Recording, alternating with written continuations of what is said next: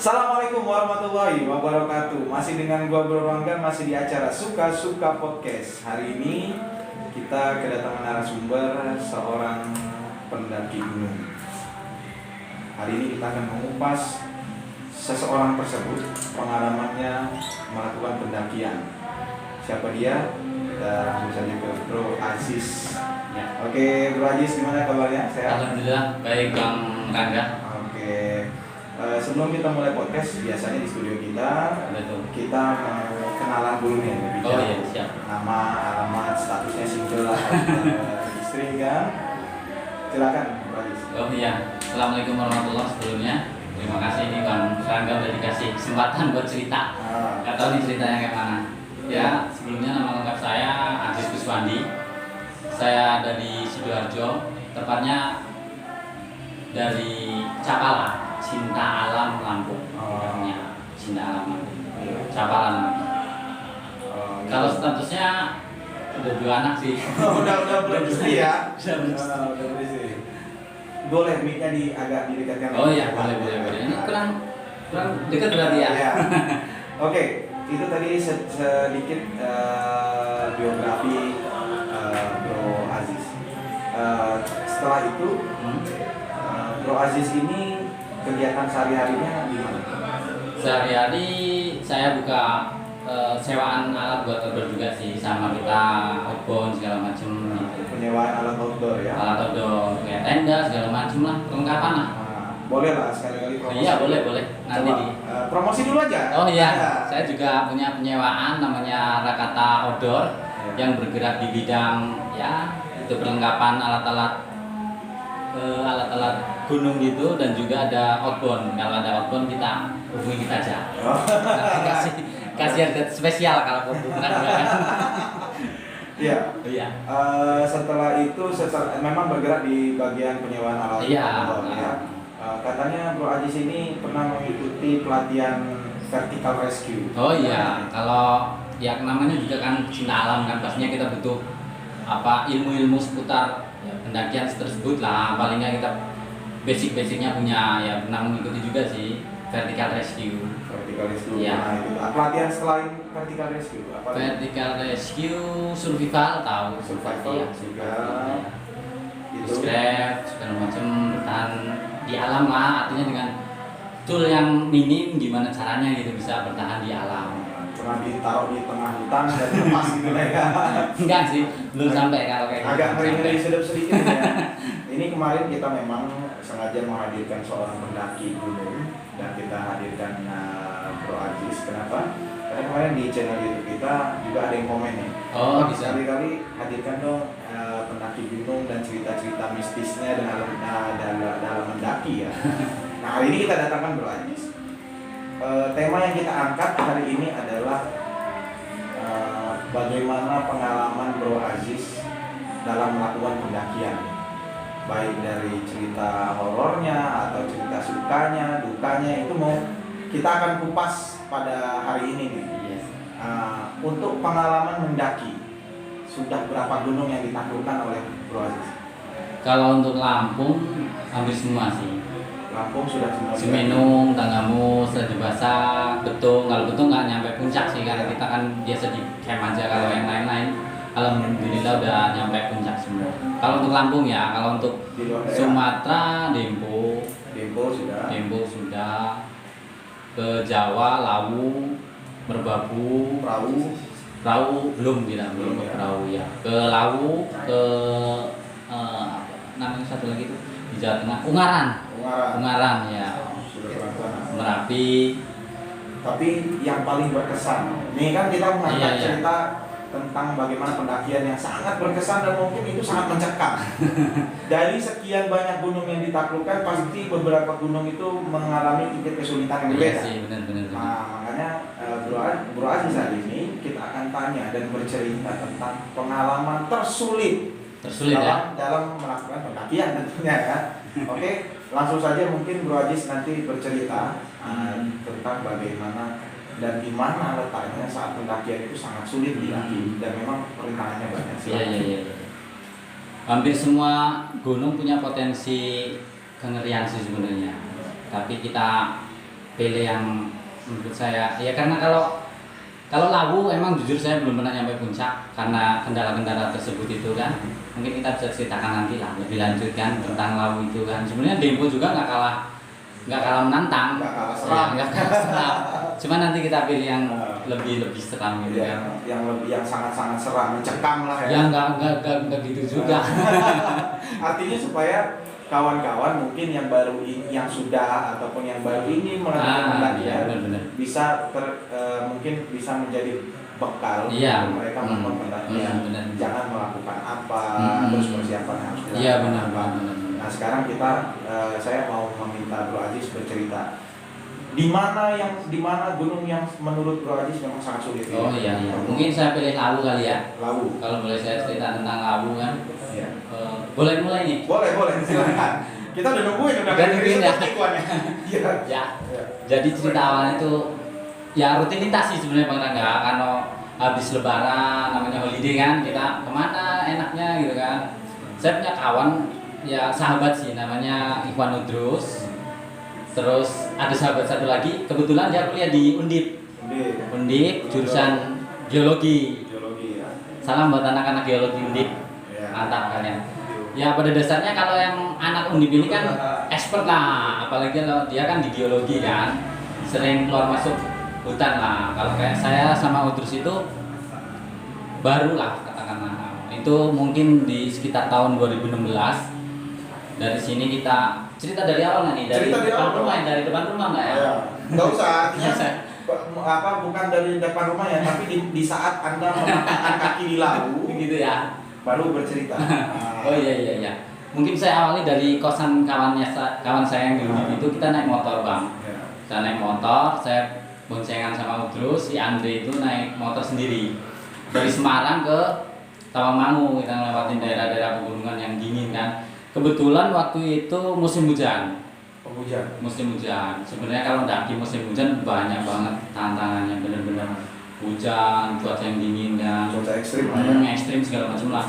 Kita nyampe di kaki Cemoro, saya lewat Cemoro Sewu. Iya.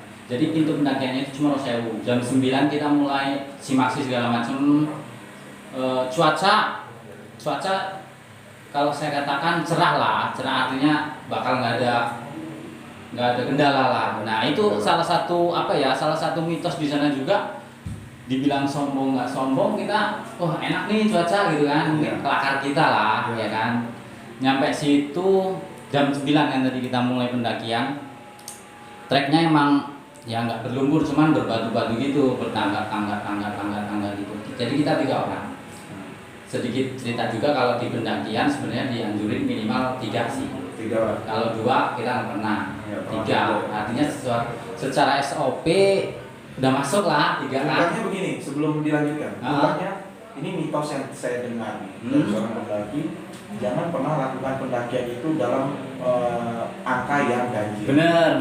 Jadi kalau bisa mendaki itu 4. Nah mungkin salah kita juga itu kali ya. Saya juga nggak memikirkan faktor-faktor tersebut. Saya juga jarang lah artinya masuk ke ranah-ranah seperti itu. Ternyata ya percaya nggak percaya, faktanya mereka ada gitu. Faktanya mereka ada gitu kan. Lanjut kan, daki. Nah tibalah saatnya kita di pos 2. Di pos 2. Pos 2 kita istirahat, nggak masak sih kita sih, cuman makan perbekalan biasa kan. Di pos 2 tuh udah mulai Bang, anginnya bawa hujan gitu, gitu. Emang kabutnya kabut lembut, cuman dingin bener, gitu kan. Mungkin karena saya salah pakai setelan kali ya, pakai jas motor soalnya bukan jas hujan. Motor nggak pakai baju balet ya? Gak tahu kalau pakai baju balet kayak mana ceritanya kan? Pakai jas hujan. Jas hujan motor, bukan jas hujan yang asli buat outdoor. Dan itu di tengah jalan namanya di hutan gitu ya, aktivitas kan naik, kadang pleset, kadang jatuh gitu kan. Sobek lah jas hujan saya. Jas hujannya sobek. Sobek di bagian sini. Di bagian yang hoodie. Jadi sobek sini. Jadi ketika kita pasang keril, air itu masuk dari sela-sela sini Bang, gitu. Dan itu cuaca kurang mendukung. Nah di tengah jalan ini nanti kita sambung ke depannya ya. di tengah jalan kita berkelakar, yang tadi sih berkelakar soal macan sama babi gitulah, namanya bercandaan kan, lo ada babi nggak di sini, ada macan kali di sini gitu kita. Artinya semacam kelakar itu mungkin senda gurau, tapi yang menjurus ke arah iya, yang tidak baik lah ya bahasanya. Kita nggak sadar juga di situ, kita nggak sadar kenapa kita berkelakar kayak gitu sih, padahal kelakar kan banyak tuh apa yang segala macam kan, nggak sampai terpikir ke situ. Nah singkat cerita kita nyampe lah di pos 3. Pos 3 itu saya udah bener-bener kelelahan. Mungkin Bang Rangga tahu lah ya, hipotermia ya, tahu ya. Nah itu udah ada apa namanya, arah situ saya. Jadi temanku yang 2 ini biasa aja, biasa aja. Saya udah mulai kecapean kan, karena mungkin capek segala macam, bawa beban berat. Hujan pula, basah baju saya. Di pos 3 itu banyak pendaki lain dari Semarang. Nah di situ kayak spot gimana bang ya? Di situ ada 4 orang yang hipotermia itu juga 11-12 lah kalau saya katakan, kayak kesurupan gitu. Jadi ada salah satu orang yang bergaya kayak dukun gitu kan, bang, nyalain rokok 47 angin. Gue bilang ini kesurupan, kenapa hipotermia? Gitu kan. Karena begini, hipotermia itu kadang-kadang juga mempengaruhi tingkat kesadaran. Benar ya. Akhirnya mungkin tingkat kesadaran yang turun sehingganya ada unsur-unsur lain yang masuk.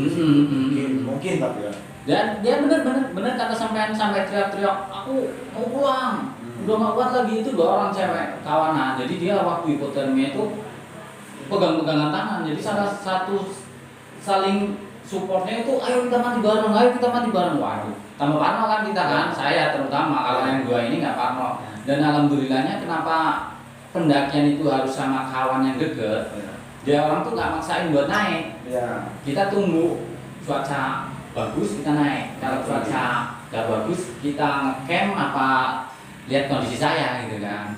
Di situ saya udah mulai drop, udah kedinginan, udah gigil. Nah ada cerita lucunya sih. Jadi kita bawa roti tawar tuh, roti tawar nggak pakai selai, tapi selainya pakai balsem. Ini rasa balsam. Dan nggak kerasa panas bang, karena mungkin saking panasnya kan. Ada salah satu rekan dari mana, dari Solo apa ya kali ya, nawarin saya, bang kalau dingin minum bir. Kebetulan ya dulu saya ngebir sih kalau dulu, cuman waktu zaman itu udah lewat udah lewat lah, sudah lewat masanya. Jangan ditiru kata soal itu ya. Terus saya nggak mau kan. Nah dengan kredit pokoknya harus sibuk banget di situ, di pos 3 itu yang kesurup, yang hipotermia, yang orang kedinginan, jadi campur aduk bupek lah saya akhirnya. Dan kebetulan kawan saya itu udah jangan dipaksa, kita turun aja. Jadi habis maghrib, mungkin ini awal-awal ininya ya, habis maghrib kita turun bang. Dengan posisi saya kedinginan, kedua dengkul ya bahasa Indonesia, dengkul ini udah sakitnya minta ampun. Padahal udah saya balsemin, udah segala macam. Jadi jalan pun saya terseok-seok. Jadi begini sebentar, supaya memang ini gak jadi rancu. Di pos 3 lantas turun ke pos 2. Iya. Kenapa turun di situ? Apakah tidak memungkinkan di pos 3 itu langsung membuat camp atau membuka dom di situ? Enggak, karena di pos 3 terlalu ramai. Terlalu lama. Sangat ramai sekali. Juga nggak ada space buat. Sebenarnya kalau kayak apa namanya pos itu nggak boleh sih buat diri tenda, artinya di luar gitu kan. Cuman kita ngeliat di luar juga, kayaknya kok areanya juga nggak memungkinkan dibuat tenda. Akhirnya kita mutusin sih. Saya ngerasa bersalah juga sih, gara-gara saya kawan-kawan nggak bisa nyampe puncak. Cuman kalau kita dipaksain ke puncak, apa saya ditinggal, dia orang ke puncak, ya bisa-bisa saya lewat karena nggak ada yang ngurusin kan. Udah mulai hipo, tangan, kaki, gigi udah mulai gigil gitu. Jangan digigit nanti lidahnya, nggak ada kawan kayak gitu. Iya. Namanya baru pendakian ya, minim ilmu gitu kan. Nah dari situ kita turun lah, habis maghrib kita turun kan. Komposisinya si Andri di depan bang, jadi dia ngejar pingin duluan lah, ya kan. Nah si Udus ini yang membantu gua di belakang lah, yang selalu dampingin segala macamnya gitu kan.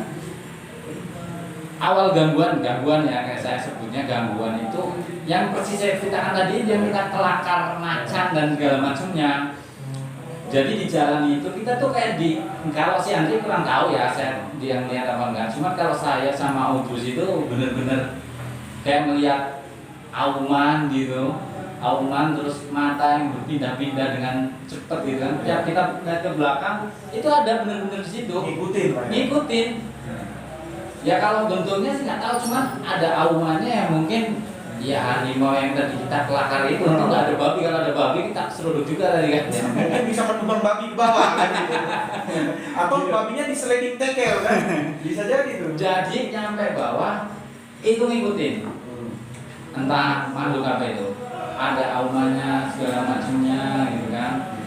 Kebetulan kita turun cuma bertiga bang dari habis maghrib dengan. Nah kebetulan emang namanya serba kebetulan ya. Salah kita itu nggak pakai headlamp. Ya. Headlamp Ya, kalau lampu untuk jalan malam karena rencana kita emang nggak trekking malam. Makanya kita nggak pakai headlamp. Dari situ gangguan udah mulai muncul. Kalau kayak suara udah nggak kita hirauin. Ya. Tiba satu waktu kita udah jalan 2 jam. Ya. Yang harusnya itu udah nyampe pos 2. Ya. Kok nggak nyampe gitu kan? Apa yang salah? Namanya malam kan? Ya. Kita nggak bisa kasih tanda kan? Karena awalnya kita itu mau naik, jadi waktu turun kita nggak kasih tanda bang. Ya. Bingung kita, waduh gimana nih kayak keselong kalau kata orang Jawa ya. Ada yang tahu ya keselong ya? Keselong itu kata orang tua katanya kalau biar nggak keselong bajunya dibalik. Oh gitu ya. Katanya tapi. Yang gue balik cuman kaos kotang. Iya bener, kalau kaos kotang emang kan ada mereknya. Iya. Gantel makanya Dibalik. Bukan maksud untuk buat keselong enggak, cuman biar gak gatel. Tetap keselong ya. Dari situ waduh ini gimana? Akhirnya kita berhenti. Sepatunya si Andre yang tadi kawan di depan itu lepas Ya. Akhirnya dia tertatih-tatih gitu kan. Tapi dia tetap di depan. Saya sama Udrus di belakang. Nah, ada yang bikin saya heran juga itu namanya kan dari atas ya bang ya. Dari atas kita nggak ke bawah itu kan pasti tahu artinya walaupun nggak jelas. Ada kayak semacam pendaki itu naik dan rombongan pakai headlamp segala macam. Nggak cuma sekali kita lihat. Cuman kan apa ya namanya, kita kalau sama Udrus sama Andre udah tahu artinya kalau melihat hal-hal yang aneh di gunung mereka sudah terbiasa. Bukan terbiasa ya, itu sebenarnya kalau terbiasa ceritanya di bawah. Oh gitu. Jadi kita engken aja ini. Waduh itu karena nggak logis bang.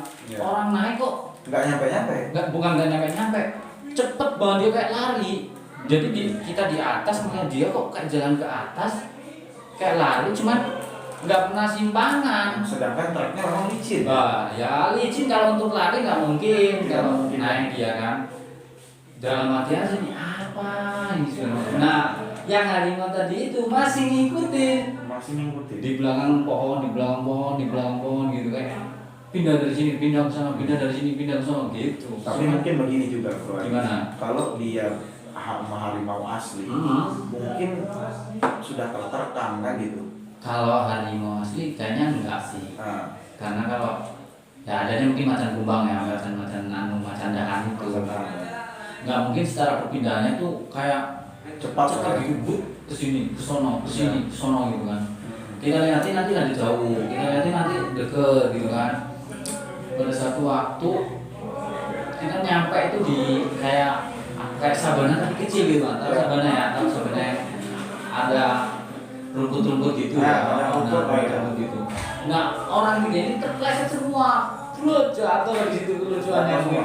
Jatuh semua gara-gara mungkin karena takutnya ngikutin ini. Jatuh semua. Nah pada satu waktu ini kita dari jauhnya udah melihat ini bener nggak begini. Dari jauh udah ada kayak apa namanya buntelan gitu di depan. Buntelan, pocong. Nah beneran pocong itu di depan. Jadi si Andri kan jalan duluan tuh. Kita di belakang sama Udrus kan. Si Andri kok lewatin biasa aja. Kata saya kan, ini kayaknya menggebu-gebu ini ceritanya nih. Ini mungkin nanti akan menjadi cerita yang seram, makanya saya siapkan tisu. Enggak. Lanjut. Jadi ceritanya tuh si Andre itu udah ngelewatin putih-putih itu tadi bang ya. Si pocong itu. Iya, kok lewat aja. Tembus. Ya tembus itu tuh nggak ada jarak 1 meter bang dari dia jalan pokoknya kan namanya trek gunung itu kan ya kayak jalan biasa gitu. Ya, setapak lah. Setapak di sampingnya pas. Ya. Si Andrew kok diem aja kata saya. Apa nggak ngeliat, apa ngeliat tapi berani. Nah. Akhirnya saya lewat. Nah. Ya Allah.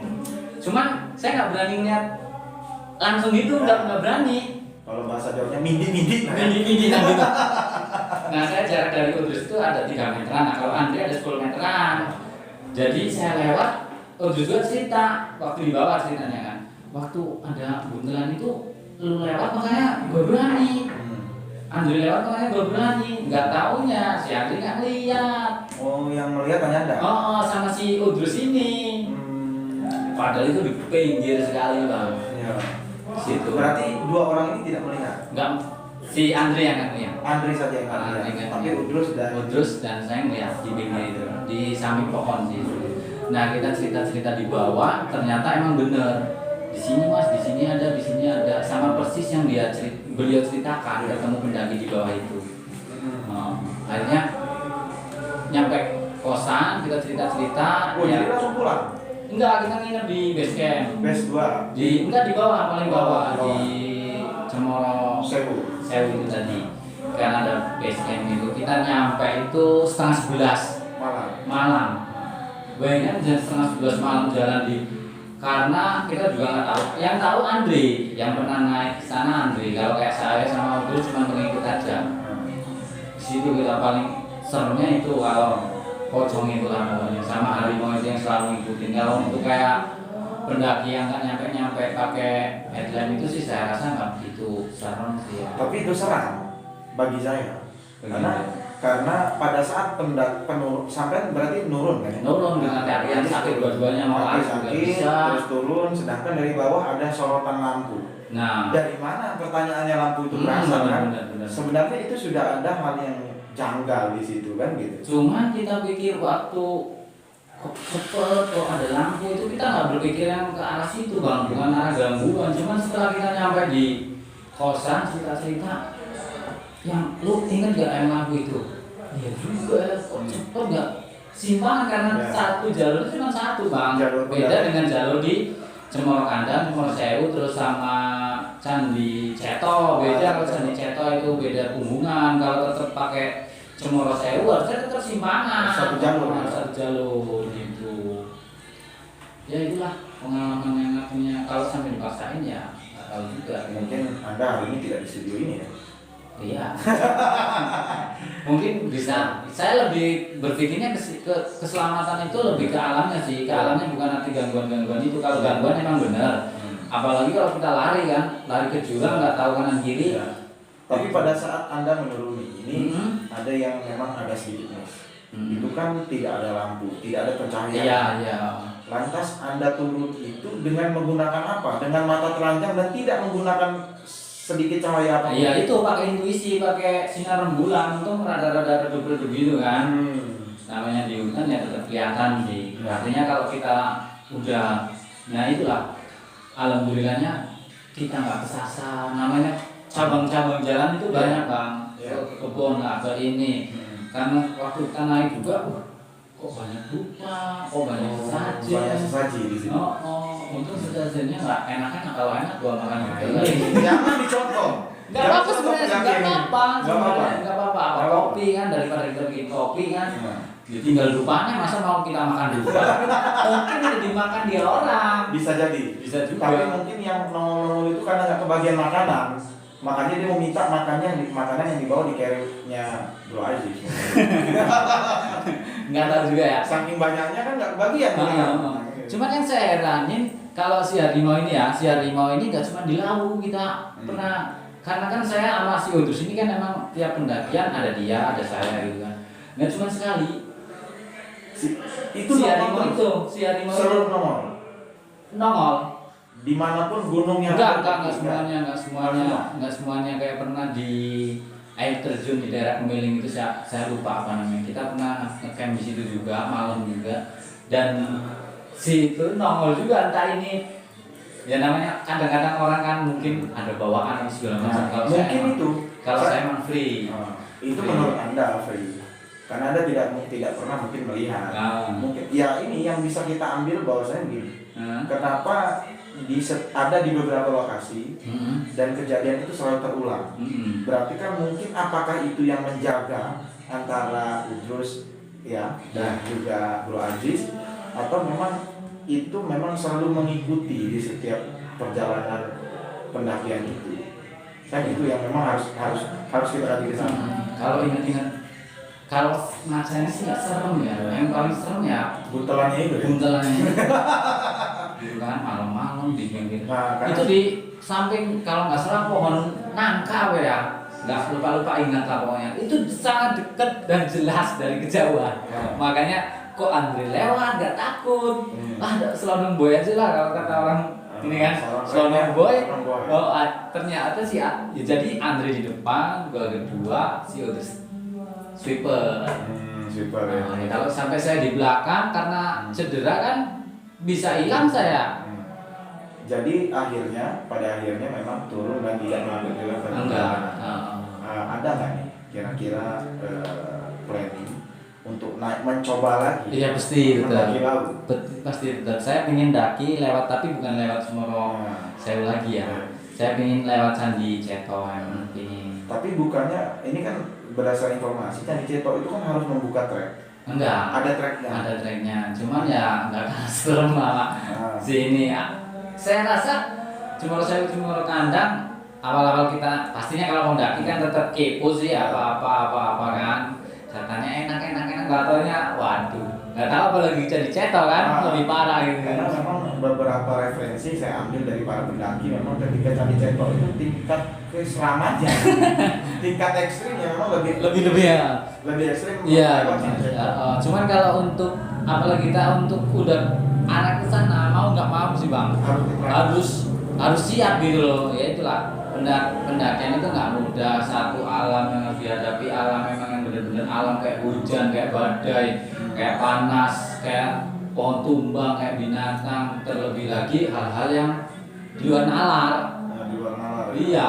Jadi memang ada unsur ketika mendaki itu selain memang perbekalan yang harus ada, persiapan yang harus matang, dan juga kita tidak bisa hindari hal-hal bisa dikatakan mistis lah ya.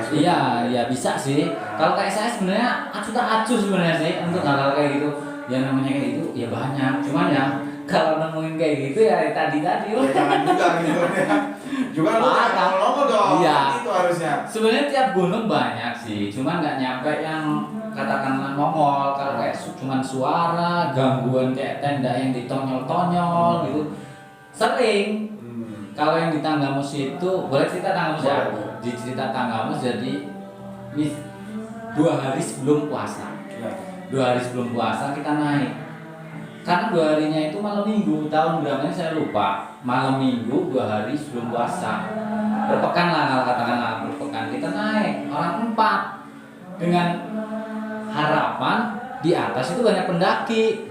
Nggak tahunya cuma kita doang. Ya memang itu yang agak konyol. Sudah tahu Hamin 2 puasa ada naik. Ya enggak, saya kira kan mumpung perpekan kan. Karena kita mau mendaki nunggu 1 bulan dulu baru bisa daki. Iya, makanya perpekan pikiran orang mungkin pada di gunung juga. Enggak tahu cuma orang 4 bang.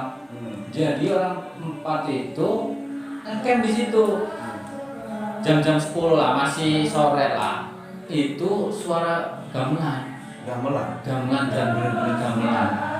Jadi deket keras gitu bu, dan bukan jalan kepang. Siapa yang jalan kepang mau gamelan puasa gamelan dan gamelan panggung gitu kan. Suaranya pertama keras, terus melani keras lagi gitu kan. Kita di luar tenda otomatis ya. Dulu masih pakai tenda pramuka, ya nggak kayak sekarang belum itu nggak yang punya cagar sedikit kayak gitu doang. Gamelan, kita di tempat tenda tuh kan ya bingung, ayang-ayangan, apa tuh? Suara kodok. Ada kawan nanya gitu, apa gitu? Lah paling tokek gitu. Padahal kita itu emang pure jelas suara gamelan. Dan nggak ada yang jawab gamelan, nggak ada. Jawabnya basing jawab. Karena mungkin untuk menenangkan juga. Iya bener loh. Nah dari situ nggak lama udah kita mutusin mau have fun nanti karena mau fresh pikirannya, malah konyol akhirnya. Kita masuk tenda jam 10 loh Bang, bayangin yang biasanya notabene jam 2, jam 3 kita baru masuk tenda, jam 10 kita masuk tenda. Dan gangguannya belum selesai juga. Selesai. Masih berlanjut. Dengan suara gamelan masih bukan, beda lagi. Yang saya bilang tadi. Jadi tenda kita dilemparin. Kayak kerikil itu. Terus ada yang nonyol gitu. Ada yang nusuk-nusuk gitu lah ya. Nah, itu sama udah juga di situ posisinya. Jadi saya tidur di paling pinggir, terus saya pinggir sendiri, terus kalau saya reja, kalau satunya Oti, Pendi Oti, nah itu tidur. Jadi tonton gitu Bang. Jadi aduh, nyampe jam berapa itu saya terutama nggak tidur, nggak tahu dia orang tidur atau enggak kan. Nggak ngobrol juga, orang dilemparin. Dilempari ya. Dilemparin itu di pos apa sih? Snorkeling. Dan emang benar-benar gak ada. Biasanya kan kita harus turun tuh ngambil air. Karena ada gangguan seperti itu, jadi kita nggak ada yang ngambil air, nggak ada yang ngopi, nggak ada yang masak. Ya mungkin bisa pesan di kantin sebelah nggak? Dulu ada kantinnya dulu. Iya, kalau di Tanggamus ada kantinnya. Kantin Snorkeling kan? Iya, sekarang udah nggak ada. Sudah nggak ada ya? Sampai tahun berapa kesana? Saya sekitar tahun 2004-an. 2004 lebih dari saya. Saya awal kali masuk Snorkeling 2008. Ya masih ada sih kantin itu jualan rokok sama jualan minuman hangat gitu kan. Iya.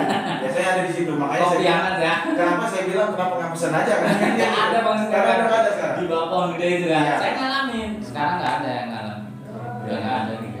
Nah ternyata si Reja sama si Oti dimimpiin malam itu dan mimpinya sama. Cewek katakan tuan tamu juga saya nggak nanyain dia orang. Cewek dalam mimpi dia itu suruh ngambil selendang. Selendang di bawah pohon. Orang buat itu sama, cerita-cerita di bawah. Jadi dua orang itu nggak ada yang diambil selendangnya. Entah itu selendang apa WW apa itu nggak tahu ya. Pakai busana kejawen gitu. Padahal di Lampung loh. Pakai busana kejawen. Suruh ngambil selendangnya. Si Reja sama si Oti ini suruh ngambil. Dan dalam mimpi dia orang itu nggak ada yang diambil. Mungkin kalau diambil dia orang juga nggak pulang kali ya. Dan bisa gitu kan mimpi bareng ya. Saya nggak mimpi saya. Orang tidur nggak pulas. Gimana itu mungkin karena memang nggak fokus ya. Iya. Mungkin terjadi seperti itu. Oke, itu mungkin cerita tentang pendakian. Iya. Yang bisa dikatakan serem ya, karena saya tidak pernah sampai sebatas itu untuk mendaki. Karena saya mendaki itu ya paling siang hari. Iya. Saya tidak pernah melakukan trekking malam-malam. Karena memang saya tahu lah kapasitas saya dengan segala kekurangan. Benar. Artinya saya tidak akan memaksakan diri saya melakukan trekking. Benar. Cuman satu yang saya lakukan trekking itu yang malam hari itu di Curug 7. Saya sempat membuka camp di situ dan akhirnya air bah itu turun dan camp semua hancur. Nah di situ sebenarnya trekking malam dan saya tidak akan melakukan trekking malam lagi. Karena memang pengalamannya dari situ yang buruk. Iya. Gitu. Ya kalau pingin nikmati ya yang kayak gitu dan mungkin namanya orang kan ada sih anak-anak indigo apa segala. Kalau saya emang nggak berpikir ke situ tapi sial kali ya. Kalau trek mungkin karena Udrus saya ikut terus itu sial kali. Mungkin karena satu juga kita berangkat jam 9 kan jam 9. Saya masih merokok waktu itu. Sekarang kan nggak rokok tuh pakai vape. Di Tanggamus juga. Jadi 17-an saya naik berdua doang sama Udrus. Jam 9 kita start dari bawah. Kalau ke base camp Snorkeling kan paling katakanlah minimal maksimal 1 jam. Nah 1 jam. Di situ sama Udrus lagi. Bukan harimau tapi kali ini malam itu harimaunya nggak keluar tambah besar pulang ini gara-gara lu bawa harimau. Terus jadi ada suara kayak kebo disembelih apa sapi disembelih gitu. Saya mau terus dialog sedikit. Saya mengingatkan Cik, apa itu Cik? Itu ya lagi-lagi dengan kelakaran kayak itu orang ceramah. Padahal jelas-jelas itu kita berhenti di persimpangan. Kalau abang tahu kan ada kandang sapi tuh. Ya. Kandang sapi maju terus kita ngambil kiri. Ke kiri. Nah di situ suara itu kayak orang disembelih gitu. Iya. Kita kan katanya, rokoknya biar setan hilang katanya orang kan. Kita rokok Surya waktu itu kan. Waduh, ada labelnya nih ya, nanti saya cor. Iya, sorry buat Nggak dengar. apa-apa. Surya kita sunat, kan, nikmatin. Kita belum jalan bang karena capek. Suara itu masih ada. Berarti kan rokok yang mitosnya nggak ngaruh. Karena mungkin yang dia minta minum, bukan minta rokok. Mungkin. Di situ akhirnya kok nggak berhenti itu. Masa ya sama sih bener-bener itu suara Artinya ada suara yang memang tidak jelas dari mana. Nah, kalau sampai muncul mungkin saya lari kan. Lari dan ngumpul kandang sapi itu mungkin. Enggak, kan kita naik. Oh ya, naik ya. Mungkin aja ke atas gitu. Naik ke atas. Kalau saya salah arah, kalau saya pasti saya harus turun. Oh gitu ya. Karena saya harus nyari orang kan gitu. Kalau di atas belum tentu ada orang. Tapi kalau 17 Agustus biasanya Rame, cuma makanya kita mutusin yuk lah naik malam nyusul kawan-kawan kan. Jam 9 kita naik. Ya dengan harapan. Ya sebenarnya biasanya jam-jam 10 juga nggak masalah sih. Karena saya sering naik jam 10 itu. Ya lebih juga sering. Cuman kebetulan apa saja kali ya sama dia itu. Bukan aku, Kudrus kalau melihat video ini bukan berarti kami menyebutkan Anda ya. Tapi kami ini hanya sekedar guyon aja ya. Iya sih. Jangan besok nggak mau diajak lagi nanti. Enggak, kalau kayak si Udrus kan dia kayak namanya di pendakian itu pasti ada emosi, egois kan, naik padahal nggak mungkin. Kalau kayak si Udrus ini kan emang penengah bijaksana, udah nggak usah naik, kita sini aja. Kalau kayak saya dominan egoisnya bang, muncak. Kelihatan kok, kelihatan. Oke, itu tadi cerita-cerita ya. Iya. Mungkin tips-tips bagi kawan-kawan yang baru ingin mendaki. Iya. Baru ingin coba mendaki, apa tips-tipsnya dalam proses melakukan pendakian? Yang pasti yang pertama kita harus hafal medan dengan ya namanya ya, tapi sudah canggih ya zaman sekarang, kita bisa searching. Kalau kayak dulu kan enggak tuh. Cari referensi lah. Cari referensi dari kawan pertama itu. Yang kedua kita tahu visi kita. Jadi tahu batas mana yang harus stop, mana yang enggak gitu. Di mana maksimalnya kita. Gitu. Iya. Jangan dipaksa untuk. Ketika memang memungkinkan buka tenda di situ buka. Lah. Kalau mungkin bisa lanjut, kalau nggak bisa dari situ aja. Di situ kan. Yang selanjutnya mungkin dari segi alat ya, berkaca dari pengalaman gue tadi itu apa lanjutnya itu kalau dengan gara-gara itu ambil hipo, nah itu satu.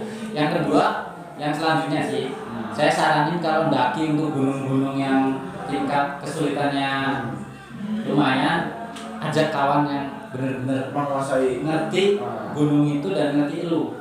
Jangan bukan orang yang nggak kenal. Itu terus kita ditinggal. Ya dia punya obsesi sendiri lah. Harus puncak nih. Jangan mikirin kawan-kawan dananya mau banyak kejadian seperti itu yang mengakibatin korban-korban berjatuhan. Itu sih yang paling penting. Bisa nasihatin mental lah. Namanya kita masuk ke arah. Jangan sampai berbicara-bicara negatif pada saat Iya benar itu. Pasti itu ya. Jangan lupa juga perbekalan. Karena saya itu isi perut yang utama. Isi perut itu harus diisi karena memang pada saat kita terjadi drop di situ. Hipotermia akan terjadi. Iya benar ya. Dan mungkin tapi kalau isinya banyak nggak dikeluarin ya? Ya isinya banyak ya mungkin jalannya agak pelan. Bingung juga ngeluarin di arah kayak gitu bang. Ya jangan buang kotoran di situ ya pasti ya. Kalau nggak di situ di mana? Di asoritas lagi di tas. Enggak, yang jelas kita tahu lah. Artinya kita buat lubang lah. Jadi bukan jatuh sih, artinya kita buat lubang yang ada dalam. Ditutup lagi. Salah satunya bisa buat kompos kan. Itu baik untuk tumbuhan ya. Itu sih. Jangan pakai tisu basah juga, namanya itu kita kan cinta alam namanya. Cintai alam itu sebenarnya saya lebih senang disebut cinta alam daripada mendaki, karena kalau cinta alam nggak mungkin merusak alam. Ya gitu sih saya. Dan pasti bagi yang nanti mau naik gunung dengan pasangannya jangan mesum di sana. Nah, itu salah satunya itu. Jangan melakukan hal-hal seperti itu karena saya sudah pernah mengalami. Pernah ya? Mengalami dalam satu rombongan itu dan memang di situ ada sepasang kekasih dan akhirnya mereka melakukan hal yang mungkin senonoh ya. Karena saya nggak tahu sebenarnya. Dan akhirnya hanya mereka berdua yang terganggu di situ. Dan kawan-kawan yang lain tidak melihat mungkin Ya bukan berarti saya mengatakan Bro Aziz mungkin hari itu terganggu dalam hal ini. Mungkin Ya. karena hipotermia yang sudah melanda dan juga fisik yang tidak mumpuni sehingga Ya. mereka hadir. Halusinasi gitu ya. Ya bukan halusinasi, tapi karena fisik kita yang tidak baik, tidak fit sehingga mereka mungkin menggoda Iya. dan mungkin berniat buruk untuk ke sana. Iya sih, benar juga sih. Itu tips-tipsnya dari Bro Aziz dan juga dari Rakata Outdoors ya. Oh iya. Nah, dan rencana paling dekat mau melakukan pendakian lagi Rencana saya pingin ke Raung. ke Raung ya. Raung di Jawa Timur. Jawa Timur. Iya, yang Puncak Sejati Raung. Puncak sejatinya Raung. Iya. Itu kalau Raung itu berapa MDPR? Sekitar 37-an ya. 37.000. 37-an. 30. Cuman ya itu tingkat kesulitannya lumayan sih karena kita harus pakai helm, pakai ada cara kita naik, pakai tali juga kan. Harus pakai pendamping juga kalau di Raung, mau nggak mau gitu kan. Ke Raung sih. Kalau nggak ada ya kita doain aja lah cepet-cepet berakhir ini kan. Nah, COVID Musim-musim. berakhir dan melakukan pendakian. Nah, kalau nggak ada COVID kita udah mungkin ke ya paling nggak daki gunung. Karena kayaknya kalau COVID di gunung nggak ada loh. COVID-nya? Nah, Ya orang-orangnya tetap ada lah bang. Kan yang bawa tuh orang-orang itu. Itu ya? Iya makanya itu mungkin dijaga-jaga. aku juga ngikutin pendaki itu kan. Ini ekstrim loh kan kayak gitu. Ekstrim ya. Oke, di studio kita biasanya ada closing statement. Apa ya? Misalkan seperti ada peribahasa seorang pendaki sejati apa Gitu ya. Nah, coba bisa diutarakan. Kalau saya prefernya ke ini sih, ke soal sampah. Jadi kalau apa namanya, kalau pesen dari saya bawa turun sampah atau telan. Itu kata-kata saya. Bawa turun sampah atau telan. Iya. Ini yang telan ini mungkin saking parahnya ya. Lah iya. Tapi tolong jaga kelestarian alamnya. Ya, artinya penekanannya kalau nggak mau bawa turun ya telan lagi ya. Ya, Mau gitu. sama-sama plastik lu telan gitu kan. Ya bukan keras sih. Gitu. Mungkin itu closing statement dari Bro Aziz. Thank you pengalaman yang sudah Oh di-share iya, di thank studio you juga. kita. Jadi salam buat kawan-kawan Rakata Outdoors lainnya. Oh iya. Dan sekali lagi saya promosikan bagi kawan-kawan yang mau outbound dan juga melakukan outdoor di luar, bisa hubungi Bro Aziz Iya, Rakata Outdoor. atau hubungi langsung Rakata Outdoor karena media sosialnya ada. Ada Instagram Rakata Outdoor, ada juga YouTube-nya ada sih, cuma nggak berkembang nggak kayak gini kan. Nggak kayak suka-suka podcast yang udah berkembang nih. Oke, thank you. Terima kasih ini pujian yang bagus loh ya. Oke, mungkin itu Bro Iya. Aziz. Kapan-kapan kalau pengen naik lagi nanti kita bisa fasilitasi lah alat-alatnya kan. Kayaknya dengan kondisi tubuh yang sudah seperti ini Nggak apa-apa, saya juga gemuk kok bang. sudah beranak satu Ya, saya 2 malah kan. kayaknya saya ya lebih baik saya titip salam aja lah ya. Dari salam ya. Bisa kan di foto-foto kan lumayan buat dapat salam dari gunung. Oh boleh, Lawu, boleh, kan? boleh, boleh. Itu. Nanti kita share Ya nanti setelah kita dari tahun lah, Oh. kita bisa ngobrol-ngobrol Nah, lagi. tapi ya jangan sampai pos 3 terus turun lagi dong. Ya harapannya sih bang, doain aja semoga aja nggak ada gangguan kan. Oke. Tinggi ya, namanya daki kan banyak sih yang dikeluarin kan, paling enggak kan uang, tenaga, waktu. Kalau nggak nyampe puncak ya harapan tetap sampai puncak. Cuman kalau nggak memungkinkan ya apa boleh buat. Nanti deh lah. Oke. Oke. Mungkin itu terima kasih buat Bro Aziz dan buat yang nonton video ini. Ya. Jangan lupa like, comment, dan subscribe dan jangan lupa tekan tombol notifikasinya supaya dapat pemberitahuan dari Suka-Suka Podcast. Mantap. Terima kasih. Assalamualaikum warahmatullahi wabarakatuh dan tabipo. Ya,